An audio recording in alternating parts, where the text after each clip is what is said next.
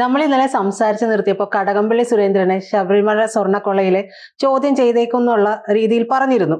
അപ്പോൾ ഇപ്പോൾ അതിലേക്ക് തന്നെയാണ് വരുന്നത്. അതായത് SIT പത്മകുമാറിനെ ചോദ്യം ചെയ്തപ്പോൾ പത്മകുമാറിന്റെ മൊഴിയിൽ ഊന്നിക്കൊണ്ട് SIT ഇപ്പോൾ കടകംപള്ളി സുരേന്ദ്രനെ ചോദ്യം ചെയ്തേക്കുമെന്നുള്ള വാർത്തകൾ ഇപ്പോൾ വരുന്നുണ്ട്. ഇത് നമ്മൾ കഴിഞ്ഞ ദിവസങ്ങളിലൊക്കെ പറഞ്ഞുകൊണ്ടിരുന്നതാണ്. ഈ ചോദ്യം ചെയ്യുക എന്ന് പറയുമ്പോൾ ഉന്നത തലങ്ങളിൽ ഇടപാടുണ്ടായോ, അതായത് ഇതിൽ ഇടപെടൽ ഉണ്ടായോ എന്നറിയാൻ വേണ്ടിയിട്ടാണ്. ഈ പ്രശ്നം നമ്മൾ ഇതുവരെയും CPM എന്ത് വേണമെങ്കിലും ആയിക്കോട്ടെ, അതായത് ഇവരെ ആരെ ചോദ്യം ചെയ്താലും ഞങ്ങൾക്കൊന്നും നഷ്ടപ്പെടാനില്ല എന്നൊക്കെ ഗോവിന്ദ മാസ്റ്റർ കഴിഞ്ഞ ദിവസം പറയുകയും ചെയ്തു. പക്ഷെ അങ്ങനെ അങ്ങോട്ട് എളുപ്പത്തിൽ കൈ കഴുകാനുള്ള ഒരു അവസ്ഥയിലേക്കല്ലല്ലോ ഈ കാര്യങ്ങളുടെ ഒരു പോക്ക്.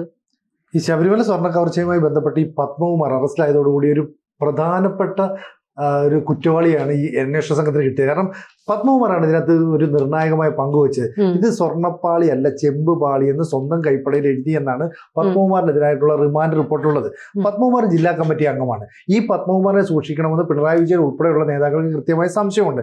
അപ്പോൾ ഈ വാസു നേരത്തെ നൽകിയ ഒരു മൊഴിയിൽ പറഞ്ഞിരുന്നു പത്മകുമാറും ഈ ഉണ്ണികൃഷ്ണൻ നമ്പൂതിരിയുമായിട്ട് അലമ്പോറ്റിയുമായിട്ട് നല്ല ബന്ധമാണ് എന്ന് പറയുന്നത്. അപ്പോൾ വാസു ഈ പറഞ്ഞ കാര്യങ്ങൾ SITയുടെ മുമ്പിലുണ്ട്. ഇനി ഈ പത്മകുമാർ താൻ പെട്ടുപോയി എന്ന് ഉറപ്പായി കഴിഞ്ഞാൽ സ്വാഭാവികമായിട്ടും അടുത്ത ആളിലേക്ക് കൈ ചൂണ്ടുന്നുള്ള കാര്യം ഉറപ്പാണ്. അങ്ങനെ കൈ ചൂണ്ടിയാൽ സ്വാഭാവികമായിട്ടും ഈ കടകംപള്ളി സുരേന്ദ്രൻ വന്ന് നിൽക്കും. കടകംപള്ളി സുരേന്ദ്രന് വന്ന് നിൽക്കുക എന്ന് പറഞ്ഞാൽ ഈ CPMലെ ജില്ലാ കമ്മിറ്റി അംഗം, CPMലെ സംസ്ഥാന കമ്മിറ്റി അംഗം, അങ്ങനെ ഒരു നീണ്ട നിരയിലേക്ക് പോവുകയാണ്. എവിടെയെങ്കിലും ഒന്ന് അന്വേഷണം സ്റ്റോപ്പ് ചെയ്യണമെങ്കിൽ ഈ പറയുന്ന കടകംപള്ളി വരെ എത്തിയാൽ താൽക്കാലികമായി നിർത്താൻ പറ്റുമെന്ന് പാർട്ടിക്ക് നല്ലൊരു ധാരണയുണ്ട്. ഒരു പക്ഷേ അങ്ങനെയും കൂടെ പോകാനുള്ള ഒരു സാധ്യത. കാരണം ജില്ലാ കമ്മിറ്റി അംഗത്തെ ഇപ്പൊ സ്വാഭാവികമായിട്ട് ഈ കേസിൽ പിടിക്കുന്നു, റിമാൻഡ് ചെയ്യുന്നു. ഇനി ഈ കടകംപള്ളി സുരേന്ദ്രനെ കൂടെ പിടിച്ചാൽ, ഇനി പിടിച്ചില്ലെങ്കിലും പ്രശ്നമാണ്. കാരണം ഈ പറയുന്ന പത്മകുമാർ എന്തൊക്കെയാണ് വിളിച്ചു പറയുന്നതെന്ന് പാർട്ടിക്ക് യാതൊരു ഐഡിയ ഇല്ല. കാരണം ഒരു ഘട്ടത്തിൽ പാർട്ടിയിൽ നിന്ന് പുറത്തു പോകാൻ വരെ തയ്യാറായിരുന്ന. പക്ഷെ പത്മകുമാറിന്റെ കയ്യിൽ ഇത്രത്തോളം കള്ളത്തരം ഉണ്ടായിരുന്നു എന്നുള്ള കാര്യം നമുക്ക് അറിയില്ലായിരുന്നു. ഈ റിമാൻഡ് റിപ്പോർട്ട് സത്യമാണെങ്കിൽ, അല്ലെങ്കിൽ പോലീസ് കൊടുത്ത റിപ്പോർട്ടാണല്ലോ, അത് സത്യമാണെങ്കിൽ പത്മകുമാറിന് ഈ ഗൂഢാലോചനയിൽ വലിയ പങ്കുണ്ട്. അതുകൊണ്ടാണ് പത്മകുമാറിനെതിരെ നേരത്തെ മുരാരി ബാബു ഉൾപ്പെടെയുള്ളവർ മൊഴി നൽകുകയും ചെയ്തത്. ഈ പത്മകുമാർ പ്ലാൻ ചെയ്തിട്ടാണ് ഇത് നടപ്പാക്കുന്നതെങ്കിൽ ശബരിമലയിലെ അല്ലെങ്കിൽ ദേവസ്വം ബോർഡിലെ മറ്റ് 2 അംഗങ്ങൾ ഇതിനെ ആദ്യമേ എതിർത്ത് കാണും. എതിർത്തപ്പോഴും ഉദ്യോഗ തലത്തിലൂടെ ഇത് കൃത്യമായിട്ട് മുന്നോട്ട് കൊണ്ടുപോകാൻ ശ്രമിച്ചു. അങ്ങനെ മുന്നോട്ട് കൊണ്ടുപോകണമെങ്കിൽ മന്ത്രിയുടെ പിൻബലം വേണം, മന്ത്രിയുടെ സപ്പോർട്ട് വേണം. അതാണ് ദേവസ്വം മന്ത്രി എന്ന നിലയിൽ കടകംപള്ളി ചെയ്ത കാര്യങ്ങൾ ഇനി പുറത്തു വരണമെന്ന് പറയുന്നത്. അങ്ങനെ തന്നെ നമുക്ക് അനുമാനിച്ചൂടെ? ഇത് പല കാര്യങ്ങളുണ്ട്. അതായത് ഇപ്പോൾ ഈ പത്മകുമാറിൻ്റെ അറസ്റ്റോടുകൂടി യവന പുരാണത്തിൽ പറയുന്ന പൻഡോരാസ് ബോക്സ് എന്ന് പറയുന്ന സാധനം ഓപ്പൺ ചെയ്തിരിക്കുക. ഇതിൽ നിന്നിപ്പോൾ എന്തൊക്കെയാണ് ഇനി പുറത്തു വരാൻ പോകുന്നതെന്നുള്ളത് ഒരു അത്ഭുതമായിരിക്കുകയാണ്. നോക്കൂ, തൊട്ട് അടുത്ത ദിവസം പ്രതികരണങ്ങൾ നോക്കൂ. മന്ത്രി ശിവൻകുട്ടി എന്താ പറഞ്ഞത്?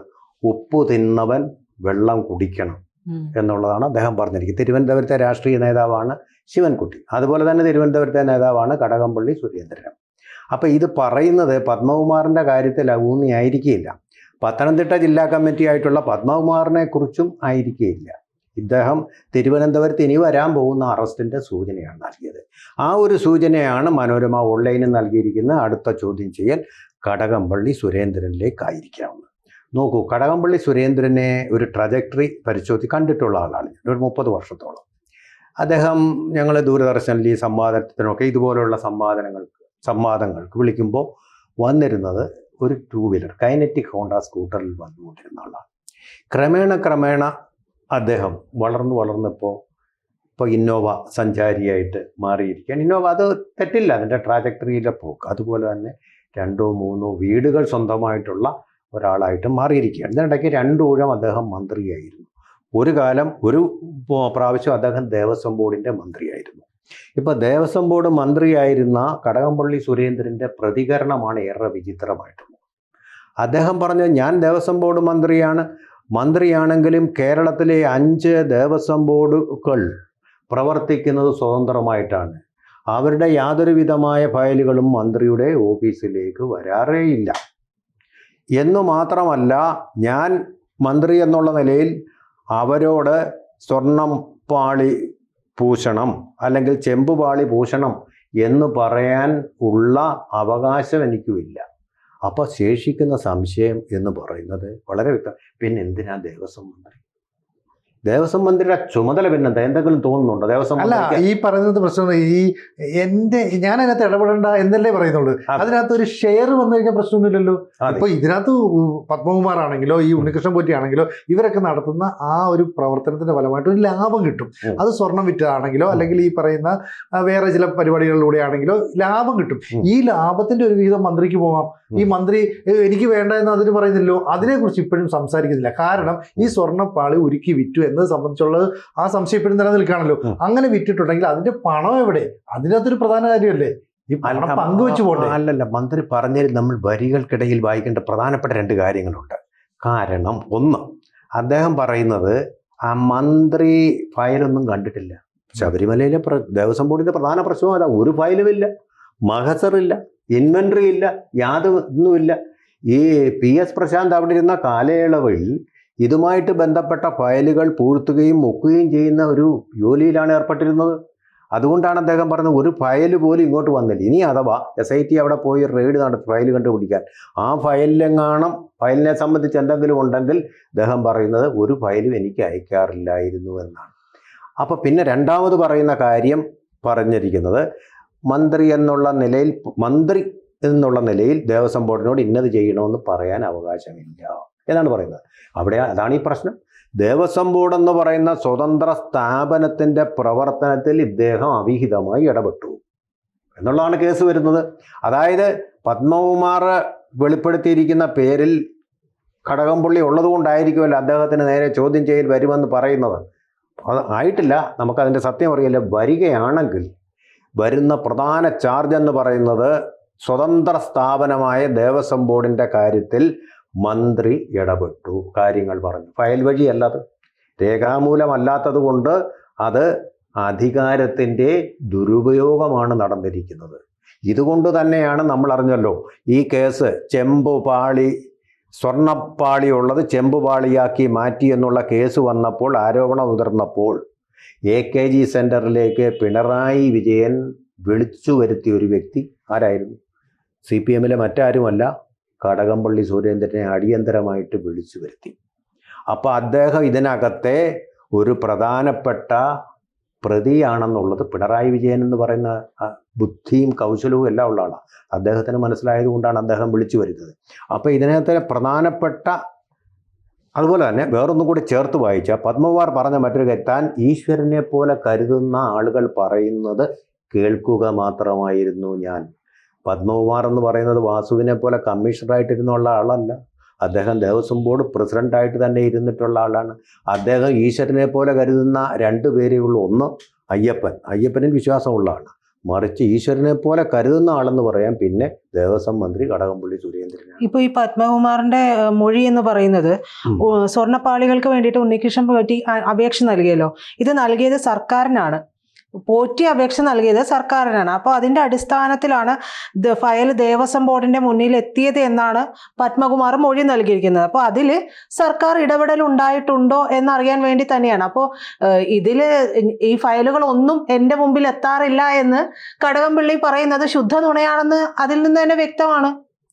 അല്ല, ഫയൽ വരാതെ തന്നെ കാര്യങ്ങൾ പറഞ്ഞാൽ മതിയല്ലോ. തന്നെ ദൈവത്തെ പോലെ കരുതുന്ന ഒരു ദേവസ്വം ബോർഡിനോട് പറഞ്ഞു കഴിഞ്ഞാൽ ദൈവം ഞങ്ങളത് സ്വീകരിച്ചോളാം പറഞ്ഞ് കള്ളം നടത്താൻ വഴുതുണ്ടല്ലോ. അങ്ങനെയാണ് നടന്നിരിക്കുന്നതെന്ന് നമുക്ക് ഊഹിക്കേണ്ടി വരും, അല്ലേ? അത് ആ രേഖാമൂലമായിട്ടുള്ള ഒരു തെളിവാണ്. രേഖാമൂലമല്ലാത്ത മാർഗങ്ങളിൽ കൂടി, അവിഹിത മാർഗങ്ങളിൽ കൂടി അധികാരത്തിന്റെ ദുർവിനിയോഗം നടന്നിരിക്കുന്നു. അല്ലെങ്കിൽ പിന്നെ എന്ത് കാര്യത്തിനാണ് ഇപ്പോൾ കടകംപള്ളി സുരേന്ദ്രനെ അത്യാവശ്യമായിട്ട് മുഖ്യമന്ത്രി അങ്ങനെ ആരെയും വിളിക്കാറില്ല, പുള്ളി വിളിച്ചു വരുത്തേണ്ടി വന്നത് എന്തുകൊണ്ടാണ്?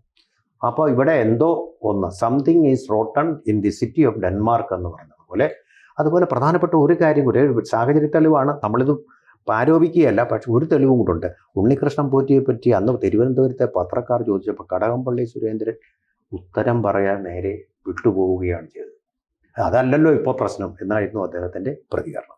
ഈ പറയുന്നത് പോലെ തന്നെ വാസുവായിട്ടും പത്മകുമാറായിട്ടും ഒക്കെ ഈ കടകംപള്ളി സുരേന്ദ്രൻ എന്ന് പറയുന്ന മന്ത്രി സംസാരിക്കുകയാണെങ്കിൽ നമുക്കത് മനസ്സിലാക്കാം. പക്ഷേ ഉണ്ണികൃഷ്ണൻ പോറ്റിയായിട്ടുള്ള സംസാരം അതെന്തിനു വേണ്ടിയാണ് എന്നുള്ളതും പുറത്തു വരേണ്ടത് തന്നെയല്ലേ? അല്ല, ഇവിടെ ഇപ്പൊ ഈ പറയുന്നത് ഇപ്പൊ വി ശിവൻകുട്ടി പറഞ്ഞൊരു കാര്യമുണ്ട്.